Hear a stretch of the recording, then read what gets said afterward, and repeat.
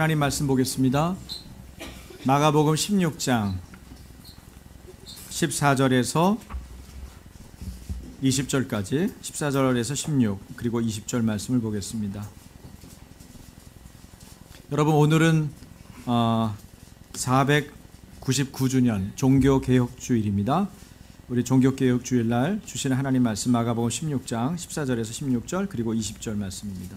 한 목소리로 같이 우리 한 절씩 교독할까요? 제가요 14절 먼저 읽겠습니다. 그 후에 11제자가 음식 먹을 때 예수께서 그들에게 나타나사 그들의 믿음 없는 것과 마음이 완악한 것을 꾸짖으시니 이는 자기가 살아난 것을 본 자들의 말을 믿지 아니함일러라.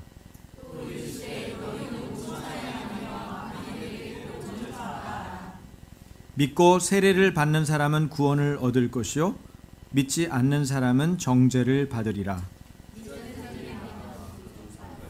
20절 다 같이 나가 두루 전파할세 주께서 함께 역사하사 그 따르는 표적으로 말씀을 확실히 증언하시니라. 아멘. 네. 마가복음에 보면 마가복음이 16장으로 돼 있지 않습니까? 우리 복음서 중에서는 제일 짧은 장인데요. 그런데 마가복음 16장까지의 내용을 보면 예수님의 제자들의 마음밭이 뭡니까? 돌밭이에요.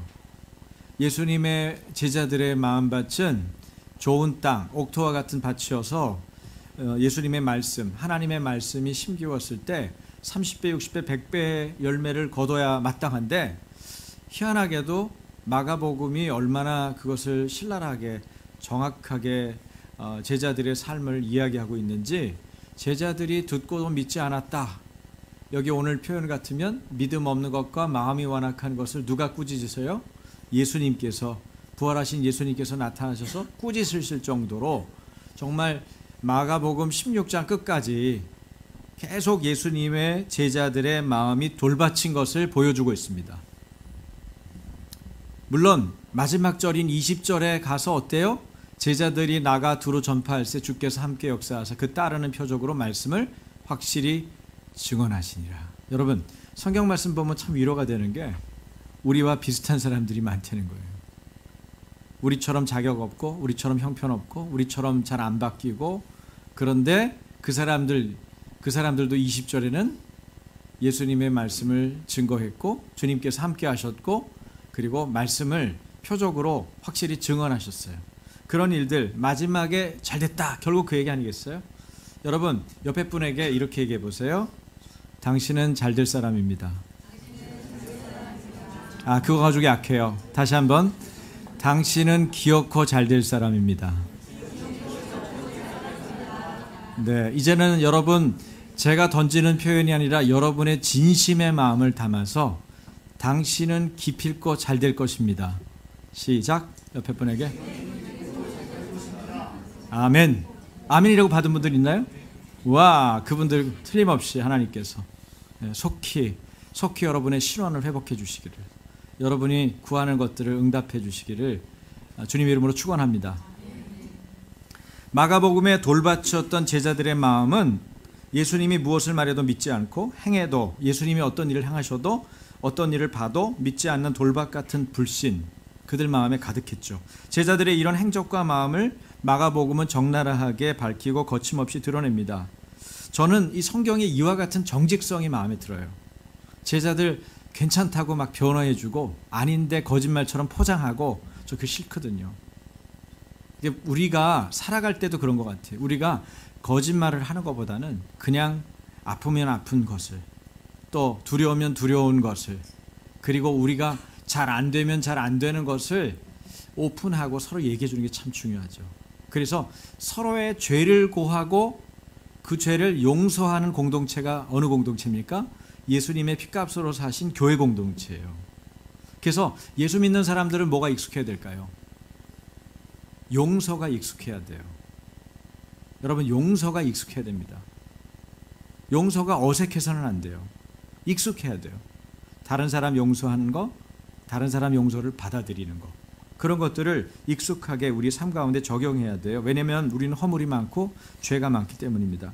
예수님의 제자들의 허물과 죄조차 숨김없이 드러낸 마가복음이야말로 저는 그래서 더 멋진 복음서다, 그렇게 생각이 들어요.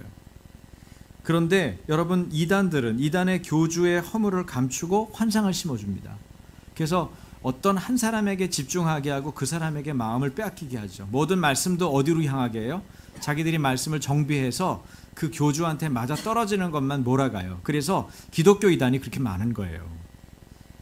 뽑아낼 말씀도 많고 그 교주한테만 맞추는 거죠. 나머지 말은 인용하지 않아요.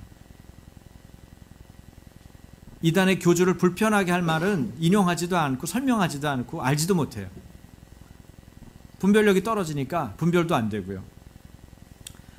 그런데 하나님을 믿을 때 우리는 이 하나님 믿는다는 것이 안에서는 내 내면의 죄악 때문에 힘들고 바깥에서는 그것을 모방한 가짜들 때문에 힘들고 또 내 현실은 넘어서기가 만만치 않고 그래서 현실 속에서 하나님을 믿는다는 게 참 쉬운 일이 아닙니다.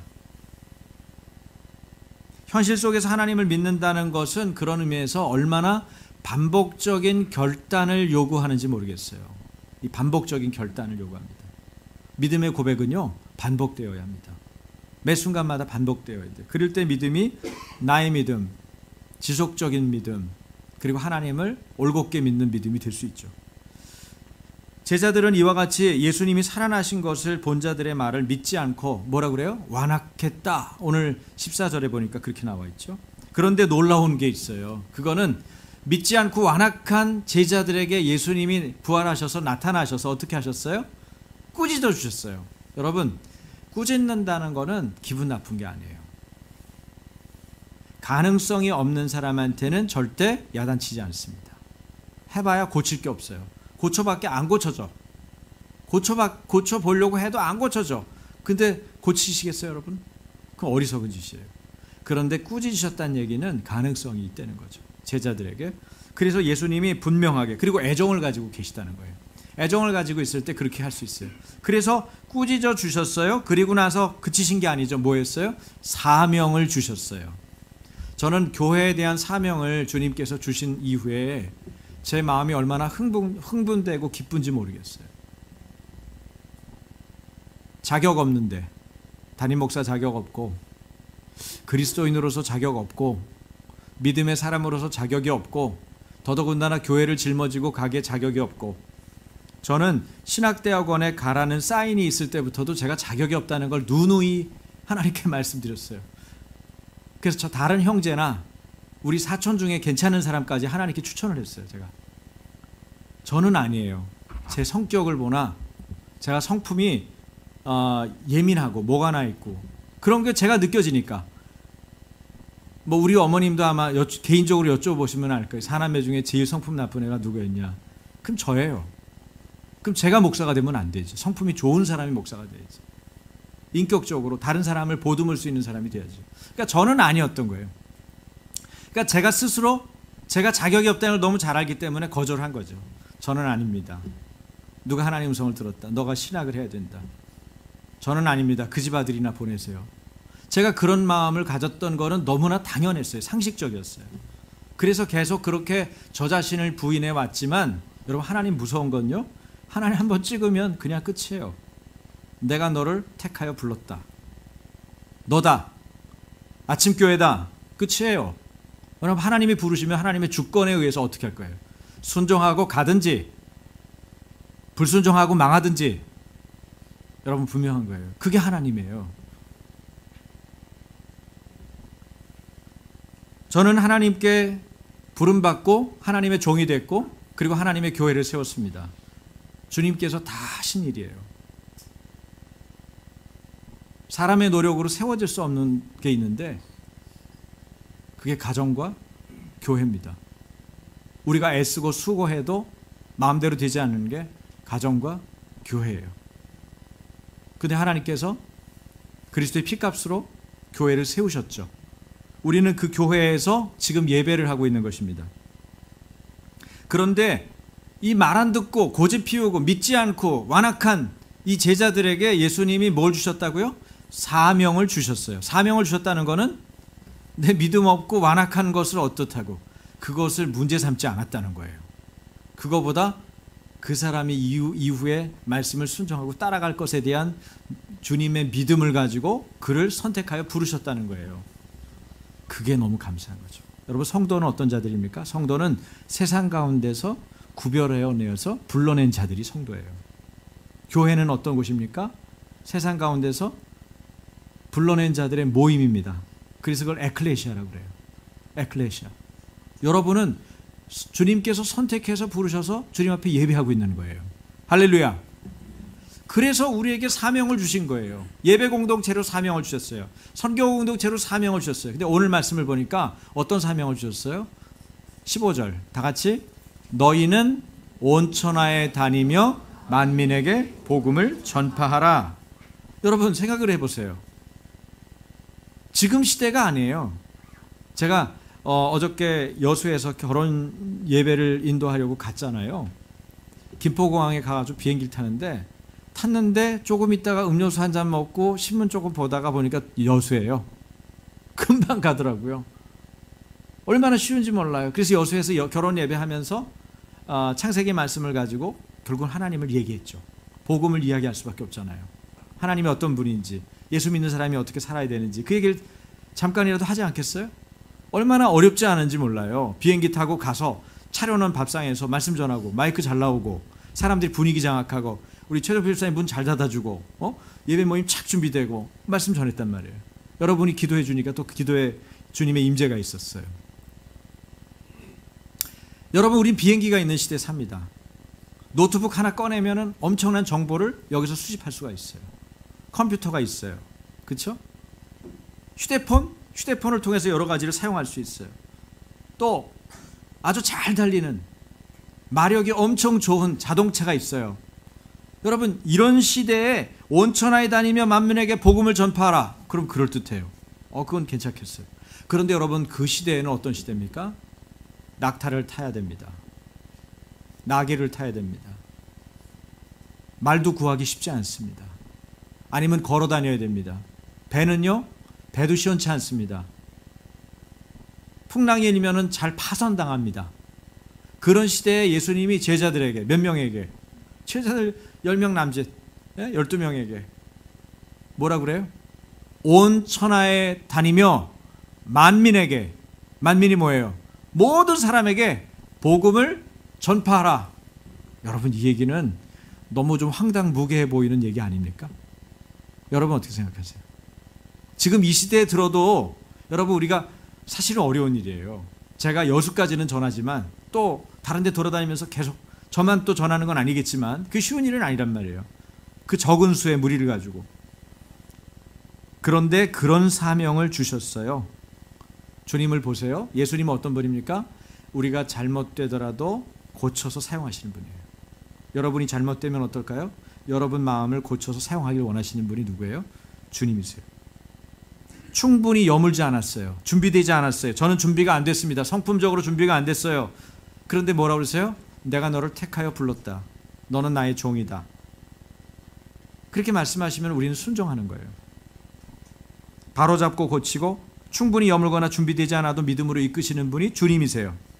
이것이 주님의 마음입니다. 자녀들을 향한 하나님의 마음이에요. 나와 여러분이 쓰임받을 자격이 없고 능력도 안 되고 눈에 보이는 것에 너무나 쉽게 휘둘리고 연약한 사람들이죠.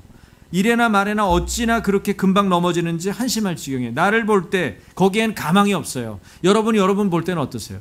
가망이 없어요. 주님이 부르심 받고 사명을 받기에는 우리는 터무니없이 준비가 안 돼 있어요. 자격 미달이에요. 그런데 주님은 뭐라고 그러세요? 사명을 주세요. 그것도 엄청난 사명. 너희는 온 천하에 다니며 만민에게 복음을 전파하라. 한번 해보실래요? 나에게. 자, 나에게 하는 거예요. 자, 나 안성문은 여러분 이름 되세요. 시작. 나 안성문은 온 천하에 다니며 만민에게 복음을 전파하라. 예, 이것이 우리에게 주어진 사명이에요. 사명을 받으면서 제자들이 달라지죠. 맡기시는 주님의 음성을 듣는 순간에 주님의 사랑과 능력을 입습니다. 할렐루야. 여러분, 주님의 복음의 출발은요, 나로부터 시작된 게 아니에요. 예수님의 말씀으로부터 시작된 거예요. 하나님의 음성으로부터 시작된 것입니다. 너희는 온 천하에 다니며 만민에게 복음을 전파하라. 그 말씀대로 온 세상은 변화되고 있습니다. 혼란한 정국과 반복되는 전쟁 속에서도 미전도 종족의 복음화는 상상할 수 없을 만큼 빠른 속도로 진행되고 있어요. 대한민국이 시끄럽든 휘둘리든 미국이 정신이 없든 별 얘기를 가지고 싸우든 어떻게 해요? 복음이 끝없이 전파되고 있어요. 주님의 명령에 순종한 주님의 제자들에 의해서입니다. 여러분, 믿음은 역사합니다. 다만 믿는 자의 순종에 의해서 역사합니다. 어떻게 순종해야 하는 겁니까? 따라서 해보십시오. 이해하지 못해도 순종해야 한다. 이익이 안 돼도 순종해야 한다. 약속의 말씀을 순종해야 한다. 네, 이해되지 않아도 순종해야 돼요. 이익이 되지 않아도 순종해야 돼요. 약속의 말씀을 붙잡고 순종해야 돼요. 그게 믿음이에요. 그 사람이 제자입니다. 그렇지 않으면 제자가 아니에요. 밤새도록 빈 금을 들어 올렸어도 주님이 깊은 곳에 가서 그물을 던지라 그러면 자기의 경력, 자기의 그동안 가지고 있었던 실력, 그날 겪었던 경험 이런 거 따지지 말고 어떻게 해요? 그물을 던지는 것이 제자입니다.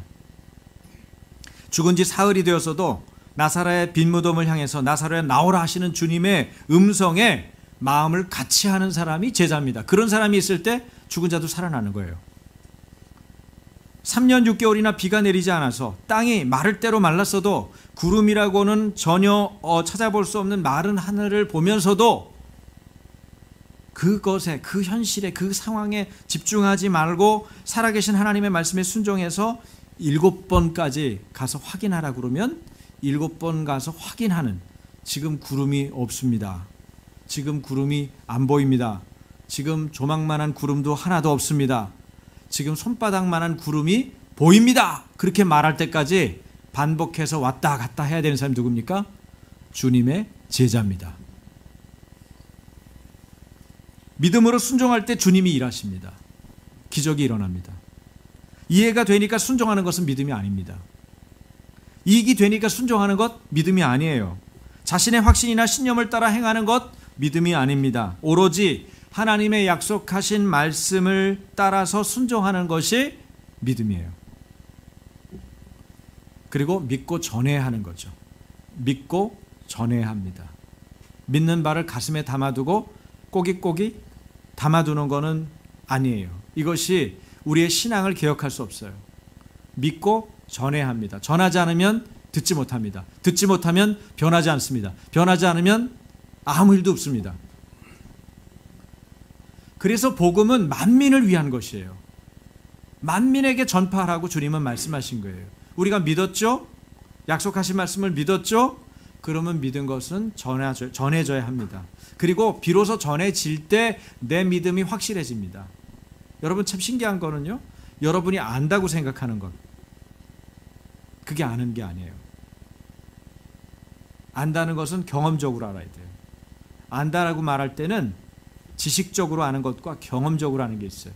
근데 경험적으로 아는 것, 우리가 하나님을 안다, 하나님을 경험적으로 알지 못하고 하나님을 머리로 아는 사람은, 여러분, 우리가 삶의 시련을 겪을 때마다 부딪히면 감당이 안 돼요.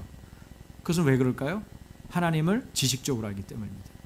하나님을 경험적으로 알면 삶의 시련이 올 때 누구에게 매달려야 되는지를 알기 때문에 그 부분을 뛰어넘을 수가 있어요. 여러분, 이것은 계속적인 행동입니다. 계속적인 돌파가 필요합니다. 저는 다 됐기 때문에 여러분에게 얘기하는 게 아니에요. 계속적으로 하나님을 의존하면서 돌파해 나가고 있기 때문에 여러분께 말씀드리는 거예요. 여러분도 동일하게 그 부분에 대해서 적응하셔야 돼요. 믿는 자는 그 믿음의 행위를 전파해야 돼요. 자기가 혼자 알고 있는 것 가지고는 부족합니다. 남에게 전할 때 여러분의 믿음이 진실해지고 더 분명해지는 거예요. 그래서 자기가 아는 것을 가르치면서 자기가 변하는 거죠. 그리고 가르치면서 내가 그렇게 살지 못하는 것에 대해서 반성하고 회개하는 거예요. 저도 목회자지만 성도들에게 말씀을 전하면서 나는 이렇게 살았나? 나는 이걸 돌파하고 있나? 이런 부분에 대해서 부딪히면서 싸우는 거예요. 그래서 제 믿음이 돌파되는 거예요. 여러분도 동일합니다. 여러분이 믿음이 없는 사람들에게 찾아가서 믿음을 말할 때 여러분 자신이 아직도 붙잡고 있는 잘못된 생각이나 그런 부분에 대해서 여러분의 부분들이 깨지지 않겠어요? 복음은 만민을 위한 거예요. 그래서 온 천하에 다니며 복음을 전파하는 것입니다. 초대교회가 복음 전파에 대한 주님의 사명을 받고 그 다음 늘 명시하던 내용이 있죠. 그게 16절이에요. 뭐라고 써 있어요? 다 같이. 믿고 세례를 받는 사람은 구원을 얻을 것이요 믿지 않는 사람은 정죄를 받으리라. 아주 단순하죠. 믿고 세례 받으면 구원 얻고 믿지 않는 사람은 정죄를 받는다는 거예요.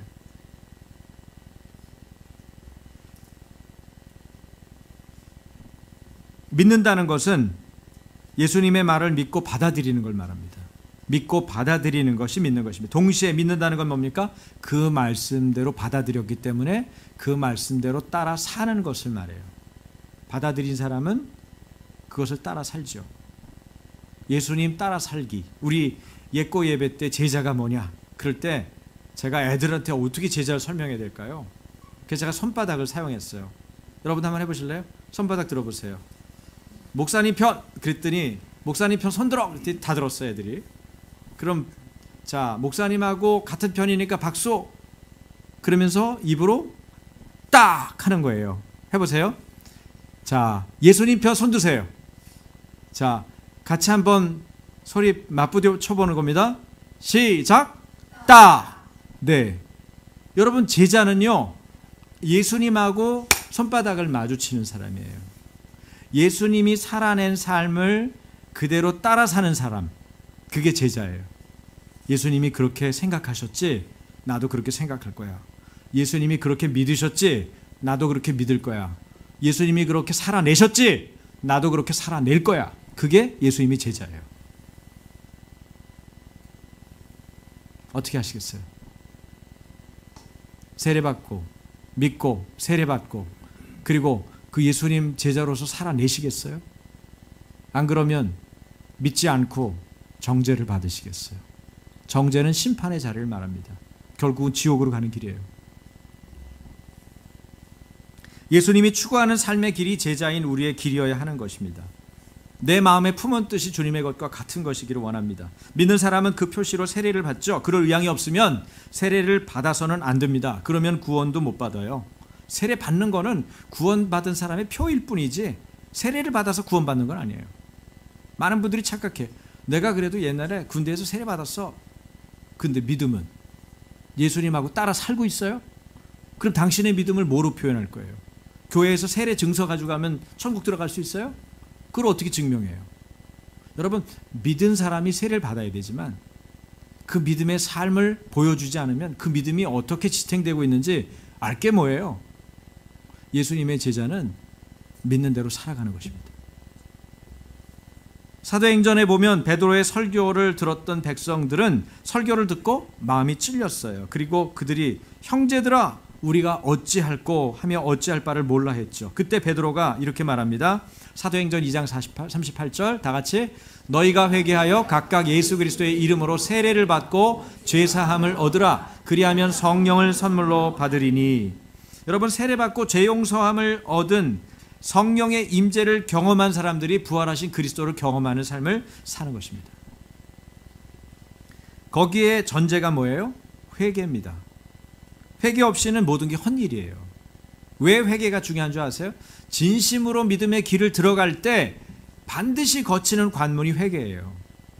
자기가 예수를 믿는다고 그러는데 진심으로 주님 앞에 자기 죄를 회개한 경험이 없다? 그럼 예수님 믿는 거 아니에요.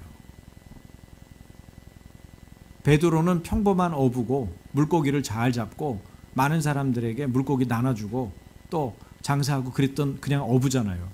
그런데 예수님, 하나님의 아들을 경험하고 밤새도록 물고기를 잡았는데 잡은 게 없었을 때 하필이면 예수님이 딱 보시고 저기 깊은 데로 가서 던져라. 그물 던지니까 그물이 너무 많이 물고기가 잡히니까 옆에 배들도 오라고 그래가지고 그거 같이 끌어올리잖아요. 그런데 물고기 끌어올리면서 이게 이상한 거예요. 자기가 한 번도 잡아보지 못한 양이거든요. 아무리 끌어올려도 물고기가 계속 올라오는 거예요. 배가 가라앉을 지경이에요. 그때 무슨 생각을 했는 줄 아세요? 이 사람 누구냐? 나한테 그물 던지라고 하는 이 사람 누구냐? 물고기는 하나도 안 보이고 예수님이 느껴진 거예요. 이 사람이 하나님의 아들이구나. 나같이 더러운 자 앞에 어떻게 거룩하신 하나님의 아들이 있지? 그래서 물고기 상관하지 않고 베드로가 뭐래요? 무릎을 꿇고 나는 죄인입니다. 나를 떠나주세요. 그러죠. 자기 죄가 보이는 거예요. 하나님 앞에서 여러분 죄가 보입니다.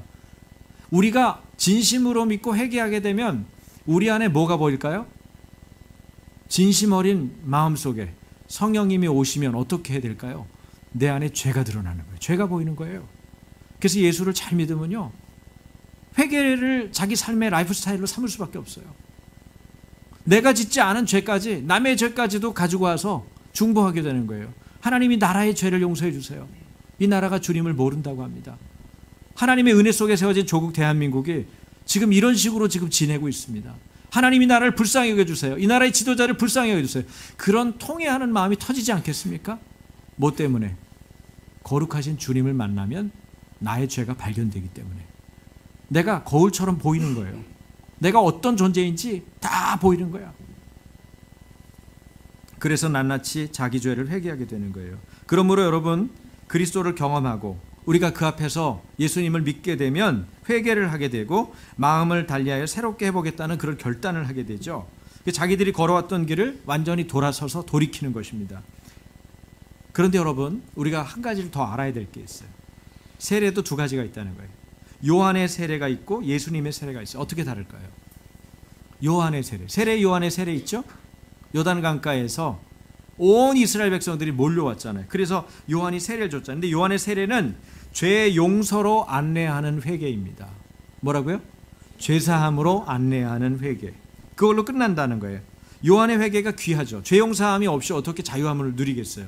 그러니까 죄의 용서함을 얻는 회개가 필요하지만 뭐가 아쉬워요? 죄는 용서함 받았는데 아직도 무력해요. 내가 내 삶을 돌이키고 하나님이 의도하시고 원하시는 삶을 살아내기에는 능력이 달려요. 여러분, 요한의 세례의 한계는 여기에 있어요. 예수님이 공생애를 시작하기 전에 어째서 세례 요한이 먼저 등장했을까? 여러분, 왜 먼저 등장했을까요? 마가는 초대교회의 신앙적인 핵심, 신앙 핵심을 뭐로 보냐면 이렇게 얘기하죠. 마가복음 1장 1절인데 하나님의 아들 예수 그리스도 복음의 시작이라. 한번 해보실래요? 하나님의 아들 예수 그리스도의 복음의 시작이라. 이렇게 시작하거든요. 그러니까 초대교회 신앙 고백이에요. 예수님이 하나님의 아들이라는 거죠. 그래서 마가복음은 예수님이 하나님의 아들이심을 계속 이야기하고 있어요. 여러 사람의 입을 통해서, 심지어는 귀신의 입을 통해서도 얘기해요. 마태복음에 의하면 베드로가 고백했던 내용이 또 그거죠. 초대교회가 고백하고 따랐던 내용이 바로 그것입니다. 마가는 하나님의 아들 예수 그리스도의 증거로 누구를 제시하는가? 그게 세례 요한이에요.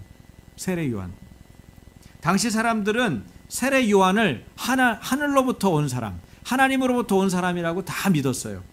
그래서 세례 요한은 하나님과 인간 사이에 서 있었던 사람이죠. 여러분, 세상은 메시아를 몰랐어요. 그런데 누구는 알았어요? 요한은 알았어요. 요한이 어떤 사람이라고요? 하늘로부터 온 사람이라고 알았어요. 그렇게 받아들였어요. 사람들이, 그 당시에 살던 사람들이 말이에요. 그래서 예수님을 처음 알아보았던 세례 요한의 이야기부터 마가복음이 시작하는 거예요. 예수님을 가장 잘 소개할 수 있는 방법이었기 때문에. 성경은 메시아가 오시기 전에 먼저 그의 길을 준비할 사람이 오리라고 예언하고 있죠. 마가는 이사야의 말씀을 인용해서 다음과 같이 세례 요한을 소개합니다. 자, 세례 요한 소개 볼까요? 이사야 40장 3절 다 같이. 외치는 자의 소리여 이르되 너희는 광야에서 여호와의 길을 예비하라. 사막에서 우리 하나님의 대로를 평탄하게 하라. 네, 이처럼 세례 요한은 예수님의 오시는 초림, 예수님의 오심을 준비하기 위해서 온 사람이죠. 예수님의 공생애, 새로운 사역의 시작을 준비하기 위해서 온 사람이에요. 세례 요한은 광야에서 회개의 세례를 전파했죠. 회개의 세례가 뭡니까? 죄 용서함을 위한 세례죠. 그래서 요한의 세례를 받으면 죄 용서함을 경험할 수 있어요. 이것은 귀한 것입니다. 가치 있는 것입니다. 그러나 뭐라고 했어요? 무력합니다. 그 이상을 어떻게 해볼 수가 없어요. 놀라운 것은 요한의 외침을 듣고 온 유대 지방과 예루살렘 사람이 그에게 나와서 자기 죄를 자복합니다. 요단강에서 그에게 세례를 받았어요. 때가 여물었죠. 또한 이 점은 이스라엘 온 백성이 요한을 어떻게 생각하고 있는지를 보여주는데, 당시 사람들은 요한을 메시아로까지 오해를 했어요. 혹시 메시아가 아닌가. 근데 요한은 뭐라고 그랬어요? 나는 아니다. 그분의 신들매, 신발끈조차 풀 수 없는 그런 자이고, 요한과 예수님을 구별하는 얘기를 하는데, 요한은 오실 메시아, 오실 그리스도를 준비하는 사람이고, 예수님은 온 백성이 기다리는 바로 그 메시아, 그리스도다, 그 얘기를 하는 거예요. 증거가 또 뭐죠? 그 증거는 요한의 세례와 예수의 세례가 다르다는 점입니다. 세례 요한이 증거한 내용이죠. 마가복음 1장 7절 8절 같이, 그가 전파하여 이르되 나보다 능력 많으신 이가 내 뒤에 오시나니 나는 굽혀 그의 신발끈을 풀기도 감당하지 못하겠노라. 나는 너희에게 물로 세례를 베풀었거니와 그는 너희에게 성령으로 세례를 베푸시리라. 누가 한 얘기예요? 요한. 세례 요한이 얘기하는 거예요. 세례 요한이 거기 찾아온 사람들 앞에서 그렇게 얘기해. 나보다 능력 많으신 이가 내 뒤에 오신다. 요한의 세례는 물 세례입니다. 죄사함, 죄 용서함을 받게 하는 회개의 세례예요. 근데 예수님이 베푸는 세례는 무슨 세례라고 나오죠? 8절에 보니까 성령으로 베푼다. 성령의 세례예요. 성령으로 세례를 베풀 것이다. 요한의 세례는 물 세례지만 예수님의 세례는 성령으로 베푸는 세례다. 누가는 또 이렇게 말했습니다. 누가복음 3장 16절. 자, 요한이 모든 사람에게 대답하여 이르되 나는 물론 너희에게 세례를 베풀거니와 나보다 능력이 많으신 이가 오시나니 나는 그의 신발끈을 풀기도 감당하지 못하겠노라. 그는 성령과 불로 너희에게 세례를 베푸실 것이요. 여러분, 복음서의 작가들마다 다른 표현을 쓰죠. 아까는 성령으로라고 그랬는데 여기 성령과 뭐래? 불로, 성령과 불로 세례를 베푸실 분이라고 그랬어요. 예수님이 베푸는 성령으로 세례를 주는 것, 이것은 죄 용서는 물론이고 하나님과의 관계로 들어가는 것이라는 걸 암시해 주고 있어요. 로마서 8장 9절을 볼까요? 로마서 8장 9절. 만일 너희 속에 하나님의 영이 거하시면, 성령이 거하시면 너희가 육신에 있지 아니하고 영에 있나니 누구든지 그리스도의 영이 없으면 그리스도의 사람이 아니라. 여러분, 성령이 없이는 그리스도의 사람이 아니에요. 그리스도의 사람 누구예요? 그리스도인, 예수인, 예수의 사람이 아니에요. 누가 있어야 돼요? 성령님이 있어야 돼요. 그러니까 물로 세례 받는 것 말고 그 다음에 뭘 받아야 돼요? 예수님의 이름으로 예수의 세례를 받아야 돼요. 그게 뭐예요? 성령과 불로 받는 세례예요. 그렇지 않으면 무력해요. 죄 용서하면 받고 자유함은 얻었을지 모르지만 그 이상 아무것도 아니에요. 주님이 말씀하시는 그 일을 해낼 수가 없어요. 여러분, 그 일을 해내려면 자기에게 달라드는 죄의 습관들, 관습들을 깨부숴야 돼요. 관통해야 돼요. 돌파해야 돼요. 근데 내가 그걸 극복할 수 있는 힘이 없어요. 뭘로 받아야 돼요? 성령과 불로 세례를 받아야 돼요. 그것은 반복적인 성령의 충만함과도 연결되죠. 반복적인 성령의 충만함. 나는 날마다 죽고 예수로 날마다 사는 방법.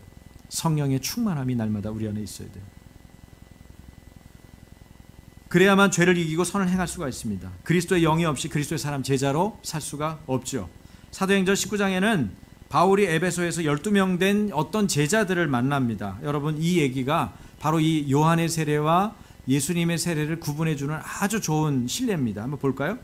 사도행전 19장 보겠습니다. 자, 1절부터 교독합니다. 제가 여러분 알아듣기 좋게 표준 세번역으로 일부러 올려놨어요.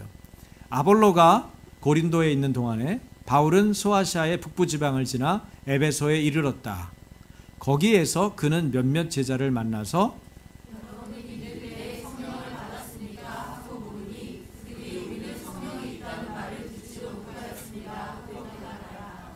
보셨죠? 성령이 있다는 말을 못 들었다는 거예요. 요한의 세례만 하는 거죠. 바울이 다시 그러면 여러분은 어떤 세례를 받았습니까? 하고 물었다. 그들이 요한의 세례를 받았습니다 하고 대답하니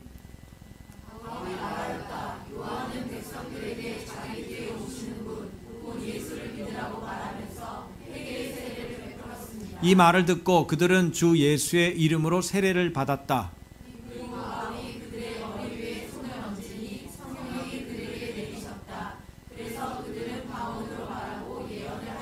다 같이 모두 12사람쯤 되었다. 네, 에베소의 제자들은 요한의 세례만 알고 예수 이름으로 세례를 받지 못했죠. 우리 가운데도 요한의 세례는 받은 것 같은데 예수의 이름으로 세례를 받지 못한 것 같은 느낌을 갖고 있는 지체들이 있을 거예요. 자기가 알아요. 자기가. 바울은 요한이 예수를 증거한 선지자일 뿐이고 그리고 예수의 이름으로 세례를 받아야 된다고 얘기하면서 머리 위에 안수를 하죠. 그때 성령이 그들에게 내리십니다. 그들은 방언을 말하고 예언을 하게 되죠. 여러분, 우리 안에 물세례를 가지고는 안 됩니다. 죄 용서함을 받는 세례는 분명히 자유함을 얻게 합니다. 참 기쁘고 감격스럽고 고귀한 것입니다. 그러나 그것 가지고 죄를 이기고 주님이 말씀하시는 선을 행할 수가 없어요. 주 예수의 이름으로 세례를 받아야 돼요. 그것도 날마다 성령의 충만함을 지향하면서 받아야 돼요. 저희가 내년이면은 종교개혁 500주년을 맞습니다. 종교가 개혁되려면 무엇보다 예수님을 믿는 우리가 달라져야 돼요. 아침교회를 10년 전에 주님께서 창립하시고 지내면서 우리들이 가장 힘들었던 때는요, 재정적으로 궁핍했을 때가 아니에요. 그때도 힘들긴 했지만 재정적으로 궁핍했을 때가 아닙니다. 전도가 안 될 때도 있어요. 1년 동안 한 명도 오지 않을 때, 방문자도 없었을 때도 있었어요. 그렇지만 그때도 힘들었지만 그때도 아닙니다. 가장 어려웠던 시기는 예수님 따르는 제자로서 제자의 삶을 누구도 저 자신도 보이지 않는 것 같은 순간이었습니다. 우리가 주님의 명령을 쫓아서 예수님 제자로서 예수님 따라 살기를 하고 있다면 여러분 괜찮아요. 지금 당장 뭐가 여러분에게 안 주어져도, 우리 교회가 당장 무슨 일이 없어도 괜찮아요. 주님이 원하시는 일이 그 일이거든요. 여러분에게 어떤 열매가 없어도 가장 중요한 열매는 뭡니까? 예수님 따라 사는 것입니다. 내 마음에 예수님 따라 사는 마음에 열정이, 그런 열매가 안 보일 때 우리는 심각한 위기를 느껴야 돼요. 그게 있다면 괜찮아요, 여러분. 다 나머지는 지나가는 것입니다.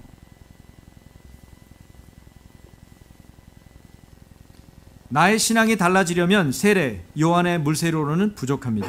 죄사함을 얻게 하는 세례 이상의 세례가 필요합니다. 즉 예수님의 성령과 불의 세례가 필요합니다. 능력의 주인이신 예수님의 세례, 불과 성령으로 주시는 세례를 받으십시오. 이를 받은 제자들이 이후에 어떻게 살았습니까? 마가복음 16장, 마가가 쓴 마가복음의 마지막 절은 제자들의 삶이 바뀌었음을 말해주고 있어요. 같이 볼까요?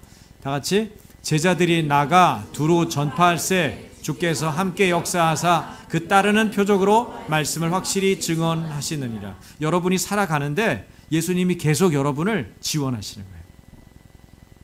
여러분이 믿음으로 살아내는 그 삶을 보시면서 예수님이 여러분이 내가 택한 제자고 내가 세운 주님의 일꾼이고 그것을 계속 보여주는 거예요.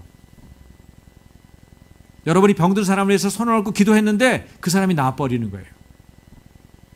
그 사람이 어떤 심리적인 불안과 형편없는 어떤 상황에 처해서 눌려 있는데 여러분하고 대화하는데 그 사람이 아무렇지도 않게 돼버리는 거예요.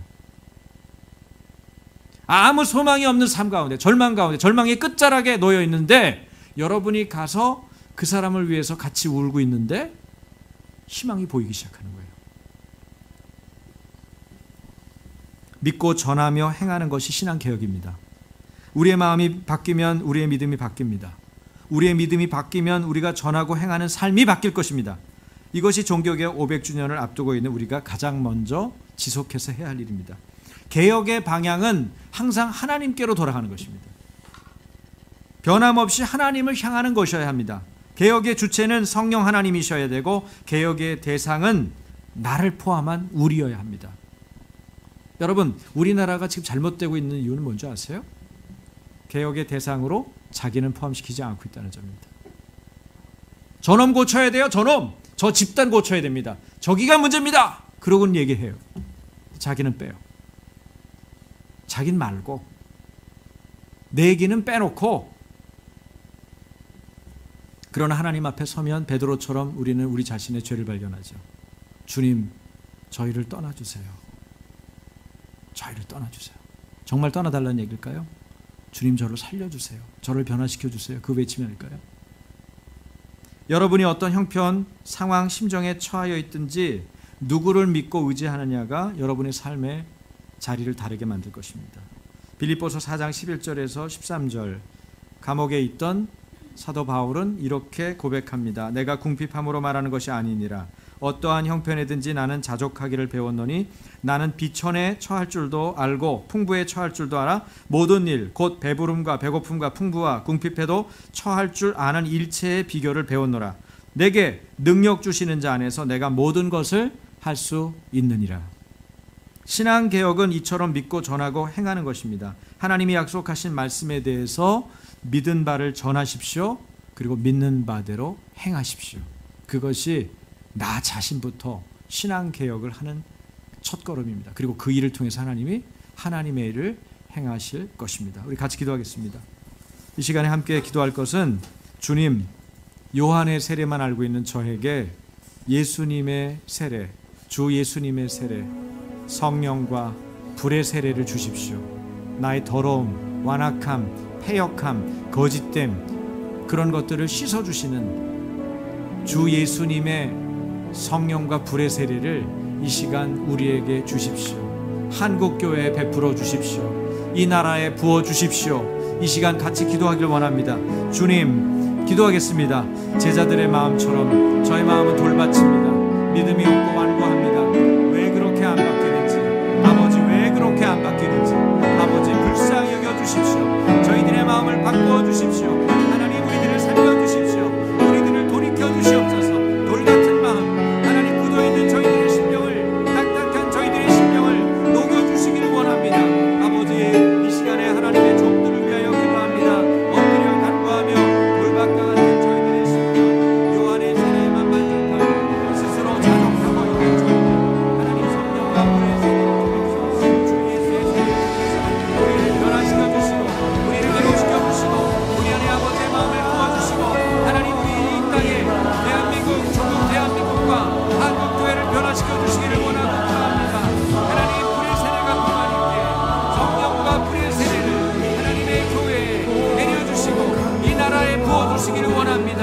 교회가 먼저 회복되어야 나라가 회복될 것인데 교회가 너무나 무력합니다. 요한의 세례만 알고 있는 교회는 지금 너무나 무력합니다. 아버지 하나님, 이 아침 교회를 변화시켜 주시고 주님, 한국 교회가 변화되게 하여 주시옵소서. 야스미아라 마이클레리니아라 카라바이, 오 주님, 하나님의 백성들을 변화시켜 주시옵소서. 우리가 아직도 요한의 세례만 착각하고 있지 않습니다. 주 예수의 이름으로 주 예수의 불과 성령의 세례가 우리에게 부어지게 하여 주시옵소서. 그래서 개혁과 나라의 주님의 부르심을 사며 자격 없는 자에게 말씀하시고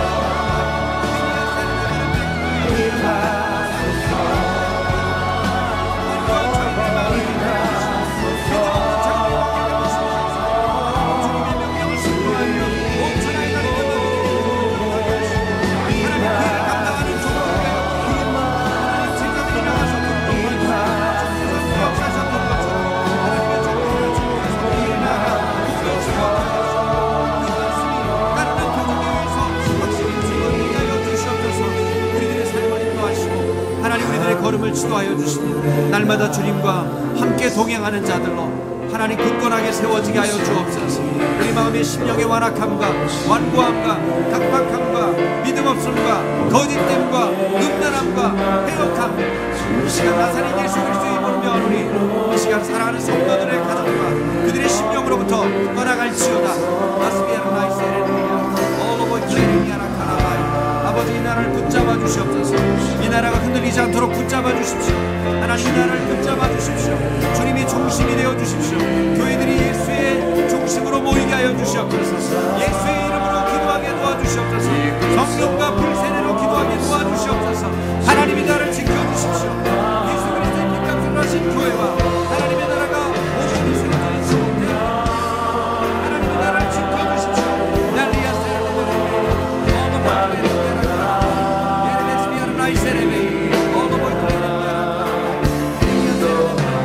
중심을 잃어버린 예나를 붙잡아 주십시오. 진짜의 신의를 잃어버린 예나를 지켜주십시오. 아버지, 우리를 지켜주시고 알라야 클라라나이 세르레야 니니아 세르바라네. 이 사태가 무엇인지, 이 상황이 어떠한 상황인지 하나님의 백성들과 깨닫게 해주시고 하나님 영으로 깨닫고 마음으로 깨달아서 마음으로 기도하고 영으로